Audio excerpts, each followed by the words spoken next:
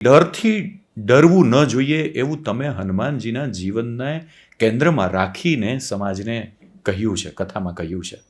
તો એ કેવી રીતે ડરથી ન ડરવું જોઈએ? સબ સુખ લઈએ તુમારી શરણા, તુમ રક્ષક કાહો કો ડરના.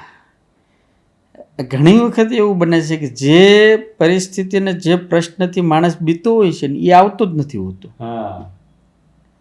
જેના કારણે ચિંતિત હોય છે, જેના કારણે ભયભીત હોય છે, એવું થવાનું જ નથી હોતું.